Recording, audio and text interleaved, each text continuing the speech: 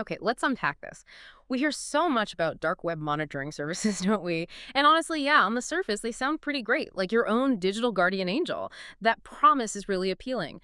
A quick shortcut to safety, this vital tool scanning the hidden corners of the internet for your data, just feels like something we absolutely need. But when we started digging into our source material for today's deep dive, and it's a really comprehensive article looking closely at these services well, it threw some genuinely surprising facts my way. So our mission today, sift through that data, uncover what really stood out, and give you the practical advice you need. A truly well-informed perspective and fast. We're looking at the effectiveness or maybe the limitations of dark web monitoring for keeping your personal and your company's credentials safe. It is truly remarkable, isn't it? How something so widely promoted, so seemingly essential, can actually have such, well, significant limitations. Yeah. We're definitely going to explore some insights today that might make you seriously question some common assumptions about digital security and how we really protect ourselves. Okay, so diving into those core findings, what was maybe the very first, most fundamental reason that jumped out at you? Why does dark web monitoring kind of fall short? Yeah, the immediate takeaway for me, the big one, was its fundamentally reactive nature. I mean, think about it. Yeah. It only tells you after the fact. Mhm. So by the time you get that alert, saying your data might be out there, cyber criminals have already had plenty of time, ample opportunity to use it. Right. It's like I imagine if my house was burgled a month ago, getting a text message about it now would mostly just make me furious, not feel safer. Yeah. That analogy really hits home. And our sources point out this critical delay. There was an IBM security report, I think from 2023, noting the average time to even identify a data breach, Yeah. get this, 204 days. And then another 73 days on average just to contain it. So dark web monitoring is operating within that already painfully slow time frame. Yep. Exactly. It's like calling the fire department after your house is already burned down and they just confirm, yep, looks like ashes. The real point isn't just that it's reactive, but the huge implications of that delay. It raises a really important question. Are we pouring valuable resources into what's essentially a delayed warning system instead of, actual prevention? And think about the burden then placed on users or whole organizations for remediation. It can be overwhelming changing passwords across potentially hundreds of accounts. A 2024 Blitzite report really highlighted the scale of this, revealing that 43% of organizations had data breaches, specifically because of compromised credentials. So the reactive approach, it just doesn't cut it. And to add another layer to that delay, several research estimates there's often a 60 to 120-day gap between the actual breach and when that data even shows up on the dark web. So you're getting a warning, potentially, about something that happened months ago, maybe longer. Wow, that really underscores the problem. It feels like we're just constantly playing catch up. But okay, let's say even if you somehow got an alert instantly, there's another layer of complexity that this research really brought home for me. It's the sheer hiddenness of the dark web itself. We tend to think of it as one big searchable place, right? Like a sort of dark Google. Huh. That's actually a great way to put it. And yeah, it highlights the second major limitation, the limited scope of dark web coverage. The reality is the dark web isn't one single database you can just search. It's this vast, decentralized network. ID Agent estimated something like 30,000 hidden sites. So no single monitoring service can possibly cover that entire ecosystem comprehensively. It's just too big, too fragmented. And what our sources seem to indicate is that most services focus on the, let's say, more well-known marketplaces or public data dumps. Which makes sense, I guess. But that means they're missing a huge amount of credentials and sensitive info that's being shared elsewhere, like in private Telegram channels or encrypted platforms or maybe those more obscure invite-only forums. Precisely. A Cyber study in 2023 found that only about 30%, just 30% of the dark web sources they monitored actually contained actionable data. The rest, it was either outdated or just redundant information. So this creates massive blind spots. And yeah, while a 2022 Dark Reading report mentioned a staggering 24 billion credentials circulating, that's a 65% increase since 2020, which sounds terrifying. Many of those are from older breaches. Their immediate relevance might be lower.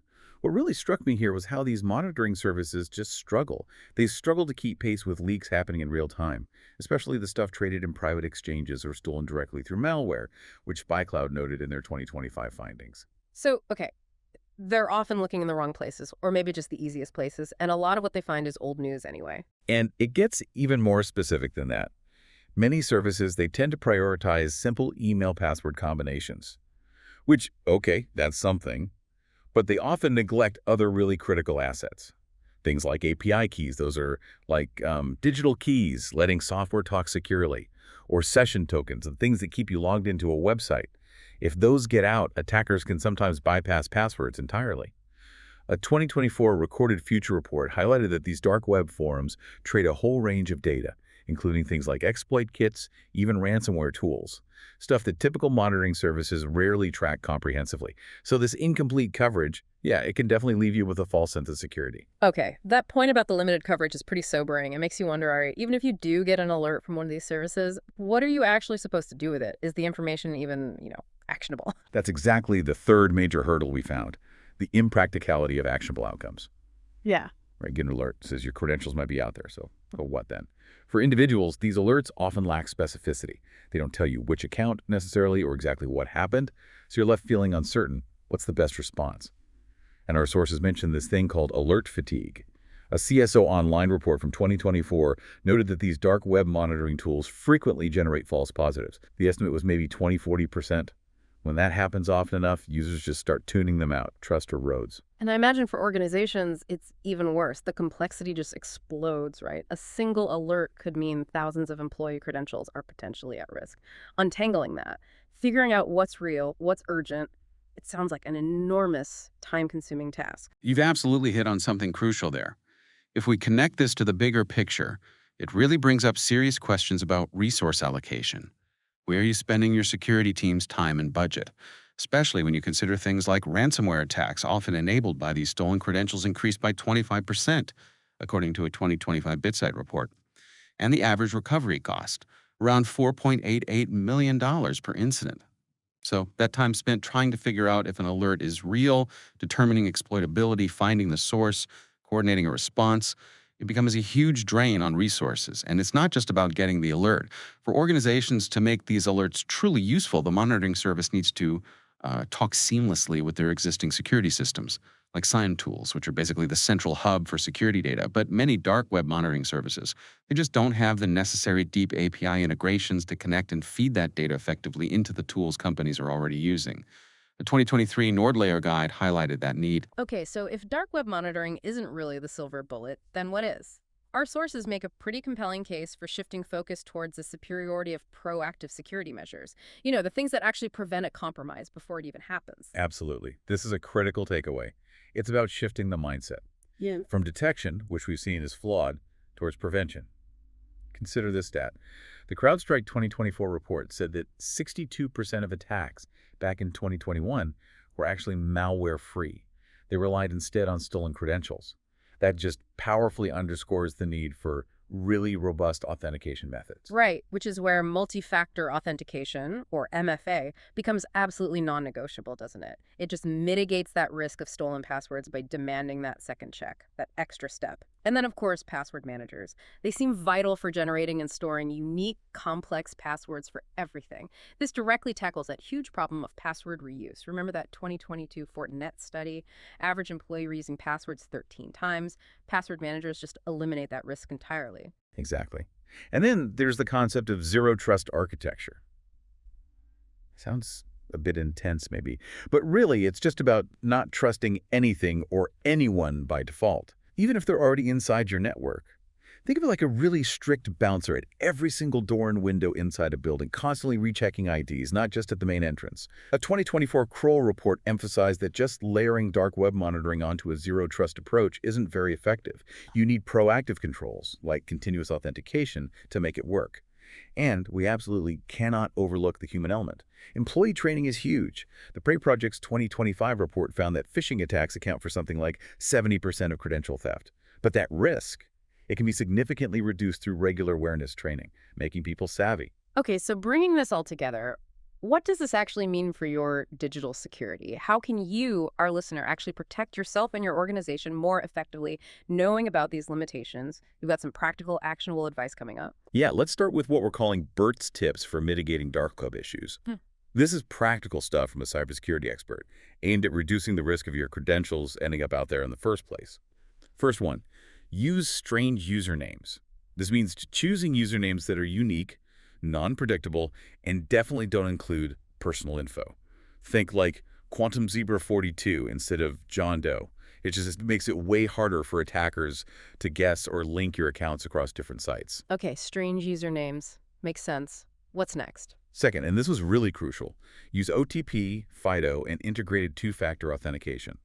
So that means using one-time passwords or hardware keys like a YubiKey, those little physical devices you plug in, or authenticator apps like Google Authenticator. These add such a vital layer of security. They basically render stolen passwords useless without that second factor. Right, MFA in practice. Got it. And the third tip? Third, avoid visiting bad sites with your main device. Basically, if you need to access websites that seem risky or untrusted, don't use your primary computer or phone. Use a dedicated, isolated device, or maybe a virtual machine. This just minimizes your exposure to malware or phishing scams that could grab your credentials. Those are excellent foundational steps, really practical. But wait, there's more. We also pulled together 10 additional mitigation strategies that are just crucial for protecting your digital life. Instead of just rattling them all off, let's maybe take them in chunks. First up, use a password manager. Why is this basically non-negotiable in your view? Oh, absolutely non-negotiable. They are simply indispensable. They generate and store unique, complex passwords for every single account. It takes human error and that dangerous temptation to reuse passwords right out of the equation. Okay, password manager check. Next, enable account lockout policies. What's that about? That's all about stopping brute force attacks. You set up your accounts so they lock automatically after, say, 5 or 10 failed login attempts. It just shuts down those automated guessing bots. Simple, but effective. And something even simpler, yet so often missed. Regularly update software. Yes, patching your operating system, your browser, all your applications. Do it promptly. Updates close security holes that attackers are actively looking for and trying to exploit.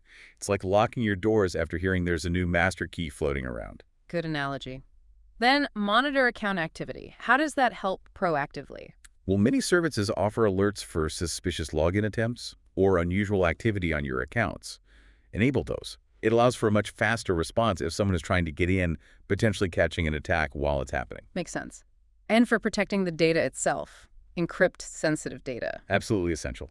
You need to ensure that all your sensitive data, especially credentials, is encrypted, both when it's just sitting there, stored on your device or a server that's at rest, and also when it's being sent across the internet in transit. Encryption scrambles it.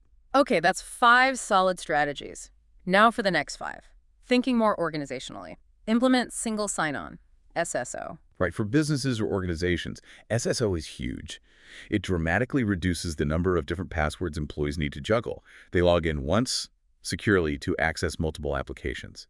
This minimizes the risk that comes from having credentials scattered everywhere. Great point. 7th, and maybe the most critical given the stats, conduct phishing training. Yes. You have to educate users. Yeah. Train them to recognize those deceptive phishing emails, those malicious links. Remember the Prey project finding. 70% of credential theft comes from phishing. Awareness training is probably your strongest defense against that vector. Absolutely. 8th strategy, use a VPN on public networks. Why is this important? Because public Wi-Fi is inherently risky. Using a reputable VPN encrypts your internet connection when you're on those networks. It prevents man-in-the-middle attacks, where someone could literally eavesdrop on your data as it travels between you and the website. Good advice. 9th, limit credential sharing. Seems obvious, but... It does, but it happens. Avoid sharing your login details even with colleagues or friends you trust. If you genuinely need to collaborate on something sensitive, use secure collaboration tools that are actually designed for that purpose, rather than just handing over your password. Right, tool for the job. And finally, the 10th strategy, perform regular security audits. Yeah, this is about periodically checking your own homework. Review your accounts, check the permissions you granted, look at your security settings. It helps you identify and fix weak points before attackers find them. It's all about being proactive and checking your own defenses. Okay, so to bring this all together then, our deep dive today, I think, has really shown that dark web monitoring, well, it's largely overhyped. And frankly, as a primary security solution, it's pretty ineffective. It's reactive, right? It only alerts you after the damage might already be done, often way too late. Its scope is limited, missing critical data, hidden away in the vastness of the dark web. And the alerts it does provide, they can often lead to impractical outcomes, maybe causing more alert fatigue than actual security improvement. Precisely. And, knowledge is really most valuable when it's understood and actually applied. And in this case, prioritizing prevention over detection is absolutely key. The real power lies in those proactive measures we discussed. Strong MFA, the indispensable use of password managers, moving towards zero trust thinking, comprehensive employee training, and of course, Bert's practical tips alongside those 10 additional strategies. That's where the focus should be. So here's a final thought for you, our listener, to mull over. Given how much information is constantly flowing, constantly changing online, what's one immediate proactive security step you can take today, right now, to better safeguard your digital life? Knowing that prevention really is better than a delayed, potentially useless cure, we challenge you to explore that further.